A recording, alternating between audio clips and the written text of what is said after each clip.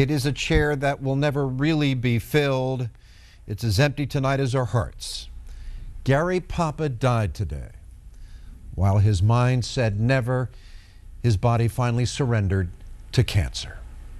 It is Friday night, and our big story on Action News tonight is the death of Gary Papa. The end for Gary came minutes before 3 o'clock this afternoon at the hospital of the University of Pennsylvania. His wife Kathleen and his 2 sons were at his side, as they have been since the day that he found out he had metastatic prostate cancer. And while Gary continued to ply his craft every day at Channel 6, even with the radiation and the chemotherapy, he became the region's general in the war against the disease, offering encouragement to all those men who found themselves in the same trench as he. But let's look back on a mostly healthy life, a life so vital it will be recalled as long as we are here to remember. He was born in Buffalo in 1954. Upstate New York would be his home for most of the next 27 years. Gary went to Cornell University as an undergraduate and actually considered a career as an attorney. He earned his law degree at the University of Buffalo Law School. But that's when the combination of sports and broadcasting got its hold on Gary. He went into television in Buffalo and in Steubenville, Ohio. 1981 is when Gary came to Action News and the tri-state area. It was April of that year, and Gary's first report, like so many of his would-be, it was from the road in Milwaukee, where the Sixers were playing the Bucks in the NBA playoffs. As it's on to Philadelphia for Game 7 on Sunday. I'm Gary Papa, Action News with the 76ers in Milwaukee. Action News viewers will remember that Gary spent 9 years as weekend sports anchor, working alongside Rob Jennings.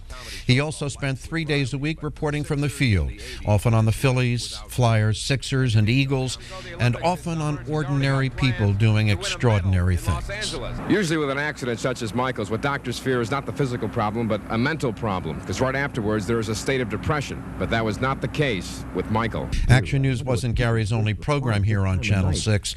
He was also the host of the long-running weekend program Primetime, taking over for Jim O'Brien in 1983. In 1990, Gary was named Action News Sports Director. But it would be a mistake to think that a Monday through Friday anchoring job would let Gary spend his weekends at home.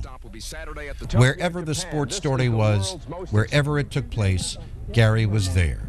So when the Eagles were playing on Sundays, he was working. And if they were on the road, so was he. And when sports came to town, even sports that we weren't all familiar with, Gary was there, and he explained them to all of us. 45,000 inside and outside the First Union Center in South Philadelphia. Highlight of the day, even have some new music. Here we go. Let's get down in the dirt tonight. Because he was seemingly everywhere, seemingly all of the time, many Action News viewers considered Gary a part of their families, as did all of us who worked with him. So when Gary announced on the air in 2004 that he was battling prostate cancer, he knew he was sharing a private ordeal with people who cared, and he received an outpouring of emotion and support throughout his fight. And for Gary, it was a powerful fight. In fact, for much of that fight, he was on top. But 3 years after the fact, he broke the news to all of us that he was again undergoing chemotherapy. Through it all, Gary's love was being on the air every night that he could. When he sat in the studio, no matter how awful he felt, his spirits would brighten, his smile would shine, and if even for just 3 minutes, he felt the joy and the thrill of sharing the day's sports and being part of the day's triumphs and tragedies with all of you and with all of us. Gary leaves behind his wife Kathleen and his 2 sons, Tucker and Nathaniel, and of course his Action News family and all of you. Gary Papa loved Philadelphia sports, but even more so, he loved the fans who loved Philadelphia sports. Whether at home or on the road, Gary always made room for the loyal fans who followed the Phillies, the Flyers, the Sixers, and the Eagles. And when Gary faced a setback in his battle with prostate cancer, those fans showed Gary their love. I happen to know that that demonstration touched him deeply. Needless to say, many local luminaries from the world of sports were talking about Gary today. Keith Russell has been sorting through all these remembrances and good wishes. And Keith, what did they have to say today?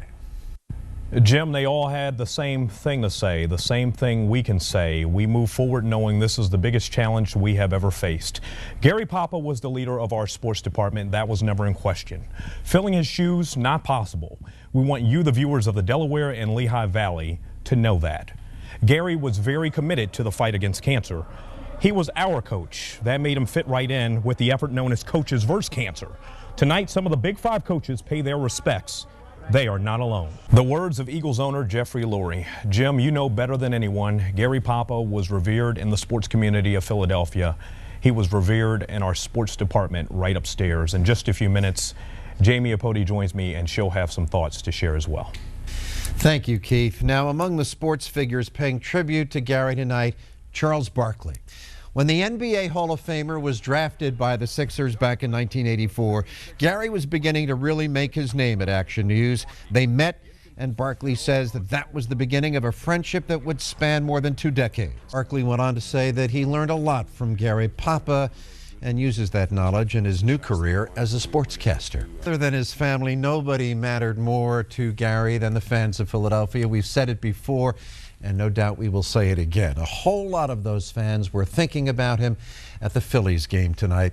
Action News reporter Dan Quayer is live at Citizens Bank Park. Hello, Dan. Hello, Jim. Many of us at Action News are taking this hard because we work with Gary, knew him on a personal level, and loved him like a brother.